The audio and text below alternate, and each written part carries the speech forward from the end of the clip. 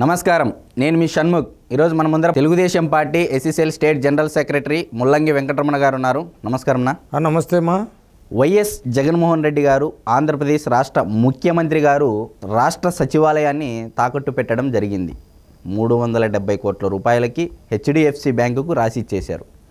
మరైతే ఈ 40 రోజులు అంటే ఎలక్షన్లకు వచ్చే తరుణంలో ఇంకా 40 రోజులు మిగిలింది. ఈ 40 రోజులకు ఏమి తాకట్టు పెడతారు? మరి మీరు దీనిపై ఏ విధంగా స్పందిస్తారో ఒకసారి వివరించండి. నమస్తే. జగనన్న, నేను నన్ను పిచ్చేమని పుంగును డైమండ్ రాజాను. అబ్బా, ఏది మన సన్ముఖ్ ఏదో అడుగుతున్నాడు, ఏదో కుదువ పెట్టేసినాము సచివాలయాన్ని. ఏందన్నా, మహాభారతంలో ద్రౌపదిని కుదువ పెట్టేసి ఉంటాడు ధర్మరాజు. చెలికత్తులు పోయి అడుగుతారన్నా ఆమెను, ఈ మాదిర జోదంలో మిమ్మల్ని జోదంలో పెట్టాడా అమ్మగారు అని చెప్తే ఆమె నమ్మదు. అడుగుతుంది చెలికెత్తెలను, నన్ను ఓడి తను ఓడినా, తను ఓడి నన్ను ఓడినా అని. అంటే ఏమని అర్థము? అంటే ఆయన ఓడిపోయిన తర్వాత నన్ను కుదువ పెట్టినాడా, నన్ను కుదువ పెట్టిన తర్వాత ఆయన ఓడిపోయాడా? ఏమన్నా అర్థమవుతుందా? అందుకని నేను చెప్పేది ఏమిటంటే, ఇప్పుడు మన అన్న జగనన్న ముందే కుదువలో ఉన్నాడు. ఎక్కడ? కేంద్ర ప్రభుత్వంలో. అంతకుముందే కుదువలో ఉన్నాడు. ఎక్కడ? ఈడీ దగ్గర, ఇంకా సిబిఐ వాళ్ళు. ఇటు ఎత్తుకుంటే గతంలోనే తాగుబోతులను కుదువ పెట్టేసి అప్పులు తెచ్చేసినాడు. ఇవి విశాఖపట్నంలో కలెక్టర్ ఆఫీస్ని పెట్టినాడు, పార్కులు పెట్టాడు, సముద్రాన్ని చూసినాడు. కానీ బ్యాంకు వాళ్ళు ఒప్పుకోలే, కుదరలే అవన్నీ. ఇవన్నీ రాజధాని అయిపోయింది, అంతా అయిపోయిందన్న మనం కుదువ పెట్టేసిండేది. ఇప్పుడు ఎట్లా అంటే, మనకి ఇప్పుడు డబ్బు కావాలా, జీతాలు కావాలి కదా. ఇప్పుడు నా అట్ట ఆలోచన చేస్తుండన్నా నేను. ఇప్పుడు కుదువలోకి పోయేదానికి ఆస్తులు పోయినాయి. ఒరే, నాకు కొంచెం ఐడియా వస్తుందన్నా. ఇప్పుడు రోజమ్మ ఉంది, రజనమ్మ ఉంది, ఉషశ్రీ శరణ్ ఉంది, మంత్రులు ఉన్నారు కదన్నా. వీళ్ళని ఏమన్నా చూద్దామన్నా కుదువలోకి కొంచెం చూసి కొంచెం ఆలోచన చేయనా. అయితే ఇంకొక ఆలోచన కూడా వస్తుందన్న నాకు. ఈ బ్యాంక్ వాళ్ళు నోటీస్ అడుగుతారు కదా. వీళ్ళు గతంలో ఏమన్నా కుదువలో ఏమన్నా ఉండారేమో అని నోటీస్ సర్టిఫికేట్ అడిగితే మనం ఎక్కడన్నా ఈ నోటీస్ సర్టిఫికేట్ తెచ్చేది? ఏమన్నా డూప్లికేట్ ఏమన్నా తయారు చేసేదానికి నోటీసు. ఈ రోజమ్మ ఈ మధ్య దుబాయ్, శ్రీలంక ఈ పక్క పోయింది. అక్కడ పోయి నోటీస్ తేవాలంటే మనం ఎక్కడ కుదువ ఉందో ఎట్టా అది ఒకటి వాళ్ళు సరేలే, ఆమె ఏదో ఒకటి చెప్తుంది, మనం ఓకే, ఆమె ఓకే అంటుంది. అయినా సేల్స్ బ్యాంక్ వాళ్ళు ఎవరన్నా పెట్టుకునేది అవునా కుదువ? జరగదు. ఇది 550, 650, 750 రూపాయల్లో పోతుంది. కానీ మనకు 100 కోట్లు వచ్చేది రోజు. అది కుదరదు. ఒక 150 కోట్లు అన్నా కుదరదు. ఒక 1000 రూపాయల లోపు అయితే 1000 రూపాయలు 1500 కాడు ఉందన్నా మా రోజమ్మ. కుదువ పెట్టుకుంటే నోటీస్ ఎట్లా ఒకటి తెచ్చినా 1500 అనుకుందాము. ఈ రజనీకి నోటీసు అంటే ఏం గతంలో అమెరికాలో ఉండింది. ఈ మధ్య అన్న అమెరికాకు పోయిందాం, ఒకసారి కనుక్కోన్నాయా నాకు అమెరికాలో ఏమన్నా నోటీస్ తెచ్చేదానికి ఏదన్నా చూద్దాము. అయినా కూడా రజనీ మంత్రిని కుదువ పెట్టాలంటే ఎంత ఇవ్వచ్చన్నా? ఏం రాదేబ్బా. మన కుదువ పెడితే దాదాపు ఇప్పుడు అమరావతిని మట్టిని బిల్డింగ్లు చూపించేదానికి కుదువ పెట్టే ఆనే స్టాండర్డ్గా ఆస్తుంది. ఆ ఆస్తి పాస్తి ఆ బిల్డింగ్లు కుదువ పెడితే రెంట్ ప్రభుత్వం ఇస్తూ ఉంది అనుకుంటారు. వీళ్ళు ఎప్పుడు తిరుగుతూ ఉంటారే, విమానాల్లో తిరుగుతూ ఉంటారు, రైల్లో పోతూ ఉంటారు, కారులో పోతూ ఉంటారే. అసలు వీళ్ళని కుదువ పెట్టాలంటే నోటీస్ ఎవడు ఇస్తాడు, వీళ్ళని కుదువ ఎవడు పెట్టుకుంటాడు? కొంచెం ఆలోచన చేయన్న వాళ్ళు. అందుకేనా వీళ్ళని టికెట్ లేదు మనం కుదువ పెట్టాలనే ఆలోచనతో ఏమన్నా ఉండావేమో అని ఆలోచన చేస్తూ ఉన్నారు. ఓకే, ఇప్పుడు ఇద్దరైనారు. ఇంకా అనంతపురంలో ఉంది మా సోదరి ఉషశ్రీ శరణ్ అని. ఆమె గతంలో ఏమిబ్బా ఎక్కడెక్కడ తిరిగినారో వీళ్ళు కొంచెం కనుక్కొనేసి వీళ్ళు ఒక పని చేయనా, ఈ క్యాబినెట్ పెట్టేసి ఇప్పుడు ఎవరు పనికొస్తారో ముందు నోటీస్ తీసేనా వాళ్ళ మీద. ఇతర రాష్ట్రాల్లో, ఇతర దేశాల్లో నాకు ఇంకొక ఐడియా వరల్డ్ బ్యాంక్ ఒకటి ఉంది కదన్నా, ఇంకోటి ఉందన్నా నాబార్డు. వీళ్ళు సొంతంగా ఈ మధ్య 1000 కోట్లు 200 కోట్లు సంపాదించినారంటా ఉన్నారు. ఎక్కడన్నా ఈ రోజమ్మకు అంత డబ్బు ఏమన్నా బ్యాంకుల్లో ఏమన్నా కుదువబడి ఏమన్నా నాబార్డులో ఏమన్నా తెచ్చేసిందేమన్నా కొంచెం కనుక్కోవాలి కదన్నా. నాబార్డులో ఏమైనా కుదువబడిందా? వీళ్ళకంతా డబ్బు. మీరేమంటారు? కరప్షన్ లేదంటారు. ప్రజలు ఏమంటా ఉన్నారు, వీళ్ళ దగ్గర కోట్లు అంటారు. ఈ డబ్బు ఎక్కడ వచ్చిందన్నా? వీళ్ళన్నా బ్యాంకులన్నా డబ్బు ఇచ్చి ఉండాలి, బ్యాంకులు ఊరికే వేయరు, వీళ్ళని కుదవ పెట్టుకోండాల. అంటే ఏమని అర్థము? అన్నో నేను అనేది ఇంకోటి రకం కాదు, వీళ్ళు ఏదన్నా సంతకాలు పెడతారని ప్రజలు రకరకాలుగా అనుకుంటారన్నా. మంత్రులు కదా, వీళ్ళు ఏదన్నా ఆస్తులు రాయిస్తారని కుదవ పెట్టుకుంటారని నేను చెప్పేది. ఈ జనాలు పిచ్చి జనాలన్నా కుదవ పెట్టుకుంటే వేరే విధంగా అనుకుంటారన్నా. ఆ విధంగా లేదన్నా. ఎందుకంటే మా రోజాకు నో సేల్స్ అన్నా, అది లేదు. ఏదన్నా సంతకాలకైనా కుదవ పెట్టుకుంటారేమో అని నా ఆలోచన అన్నా. దాంట్లో ఏమన్నా సంతకాల్లో ఏమన్నా కుదవ ఉండొచ్చు. కొంచెం ఆలోచన చేసి రేపు మంత్రివర్గ సమావేశంలో తేల్చేయన్నా. మరైతే మీరు జగనన్నకు వీరాభిమాని అని చెప్పి చెప్తా ఉన్నారు. 2019 ఎన్నికల్లో దాదాపు 151 సీట్లు ఇచ్చిన ఆంధ్ర ప్రజలు ఈ రకంగా మన జగనన్న చేస్తున్నాడు అని చెప్పేసి మీరు చెప్తా ఉన్నారు.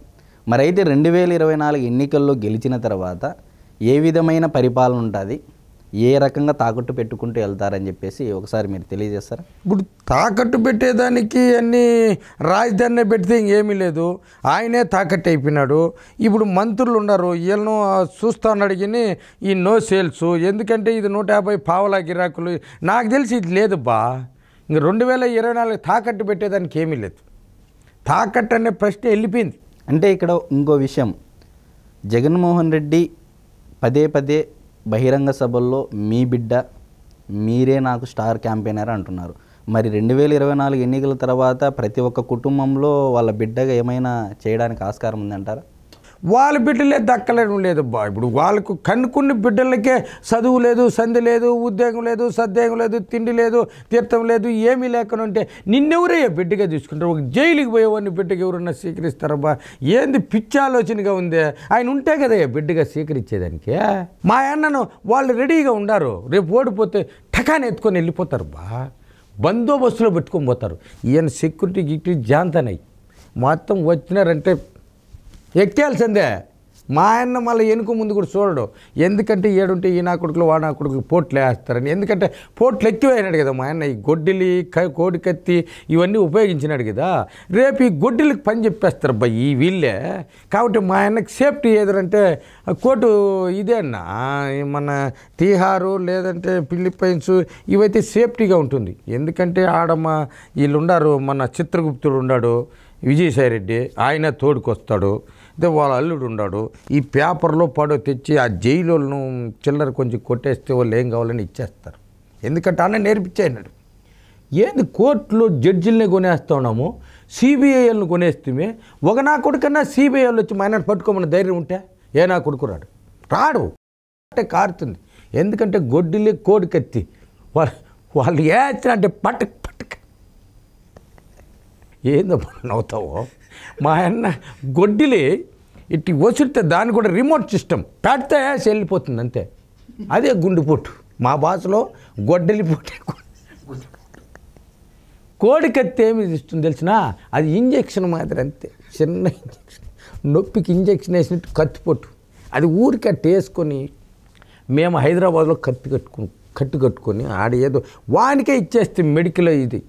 కోడి కత్తికి ఊరికే ఒక బ్యాండేజ్ వేసినోనికి పోస్టు, గొడ్డలతో కొట్టడానికి ఎంపీ ఇస్తే, కేసు మార్చినోని డిఐజీ ఇచ్చేస్తే పోలీసు వాళ్ళకు. పోలీసు వాళ్ళు ఇవంతా ఆలోచన చేసేది ఇవంతా లేదు. మా అన్న యా ఊరికి పోయినా కూడా దర్జాగా ఉంటాడబ్బా.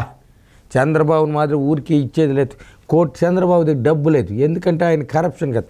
కూర్చున్నాంలే జైలు అంటే. ఎందుకంటే అది చంద్రబాబు నాయుడు ఏమే స్వాతంత్ర సమరయోధుడు మాదిరి ఈ రాష్ట్రానికి పాటుపడి అభివృద్ధిలో పతంగా నువ్వు కక్ష కట్టి మా జగనన్న జైల్లో వేసిన అడిగినా మనం అది కాదు కదా. మన ఎన్ని కంటైనర్లతో పోయిండే పని మూట్లు. కాబట్టి ఊరికి వదలరు. ఈ కంటైనర్లో కూడా ఒక 2 కంటైనర్లు పనిచేస్తే కుప్పలుగా పనిచేస్తేమబ్బా, అయినా కూడా వదిలేటిగా లేదు. ఈ ప్రజలు ఓట్లేసేటిగా లేదు. ఈ కంటైనర్లలో ఏం చేద్దాం? ఈ నా కొడుకులు నమ్ముకున్నాడు మా జగనన్న.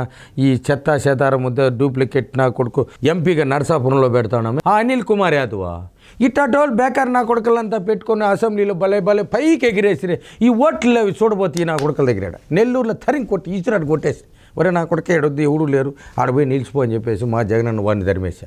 ఎత్తిపోయి పెట్టేశా. ఎందుకంటే మన ఒంగోలు పార్లమెంటు సభ్యుడు శ్రీనివాసులు రెడ్డి ఆయన ఏదో మద్యం వ్యాపారంలో ఇవన్నీ చేస్తూ ఉంటే ఈ మద్యం అమ్మకూడదు, నేను చేసే మద్యమే అమ్మాలని చెప్పేసి దాన్ని పెట్టి ఆయన ధర్మేసి మొత్తం ఖాళీ అయిపోయింది బా. ఇంకా మా అన్న జైలుకి పోకుండా కాపాడుకోవాలని కోరుకుంటాడా. అన్న నేను వెంకటేశ్వర స్వామిని కోరుతా ఉన్నానన్న, నువ్వు జైలుకి పోకూడదని నా కల్లో కనపడినాడన్న రాత్రి వెంకటేశ్వర స్వామి. ముండా నువ్వు వచ్చింది జగన్మోహన్ రెడ్డి కొడతా ఉండవు, వాడు మొత్తం నా ఉండి నా బంగారం కొని పోతా ఉంటే మళ్ళీ జగన్మోహన్ జైలుకి పోద్దంటాడవే. ఆ ఎత్తుకుపోయి జైల్లోనే వేసుకుంటే ఇంకోసారి అన్న రాకుండా నా బంగారు నిలుస్తుంది, నా అంతా ప్రజలు నన్ను సూన్ వస్తారా స్వామి, లేదంటే నా తలకాయ కాళ్ళు పడి తీసేస్తారా. రే రమణ ఏందిరా బా నువ్వు ఎత్తుకొచ్చే జగన్మోహన్ రెడ్డిని కొడతావు, నీకెంతన్నా భక్తి ఉంటే కాళ్ళ కాడ పడిపో అంటున్నాడు. ఈయన వద్దంటున్నారన్న వెంకటేశ్వర స్వామి. నువ్వు మళ్ళీ యేసు ప్రభు దగ్గరికి పోయినన్నా ఆయన అడిగిన, అలోలుయ్యా స్వామి, అలోలుయ్యా మా జగన్ నన్ను కాపాడమంటేనే nothing do it, no no no no impossible అంటున్నాడు. నువ్వు చర్చి లేకపోతే ఆయన కళ్ళకి వచ్చినాడన్నా. మళ్ళీ నేరుగా ఆయన దగ్గరికి పోతున్నా, ఇప్పుడు స్వామి ఉన్నాడు కదా మనం భూమి రైతు చేసినాడు, ఆడికి పోతున్నా స్వరూపానంద సరస్వతి సరస్వతి వాడు బేకార్ నా కూడా వాని దగ్గర పోయి కాళ్ళు పడిపోతే వాడేమంటాడు, ఎరా బాబు అన్నాడు. స్వామి ఇన్ని రోజులు ఆస్తి ఇచ్చేసినాడు, ఏదన్నా కాపాడేదని. ఏంది కాపాడేది, నేనే పోతే నన్నే అంటే నువ్వేందా కాపాడేది, ఆస్తి లేదు నేను లేదు, నేనే వెళ్ళిపోతారా నాయనా, ఈ ఆశ్రమం లేదు నేను లేదు ఏమీ లేదు, వాడు చచ్చిపోతాడు స్వామి అంటూ ఉన్నారన్న. ఏందన్న ఇది నువ్వు చాలా విచిత్రంగా ఉందన్న. దేవుడు కాపాడు, ఓటర్లు కాపాడు, సిబిఐ కాపాడదు, ఈడీ కాపాడదు, ఎవరన్నా కాపాడేది, చెల్లెలు లేదు తల్లి లేదు. హలో ఇంకో కథ చెప్తాన్నా దీనికా. మరి పార్వతీ పరమేశ్వరుడు ఆకాశంలో విహరిస్తూ ఉన్నారంటనా. ఈడొకడు మనలాంటోడు మా జగనన్న అన్న నీలాంటోడు ఏం చేసినాడంటే ఒక కొమ్మ మీద కూర్చొని కొమ్మను నరుకుతూ ఉన్నాడంట.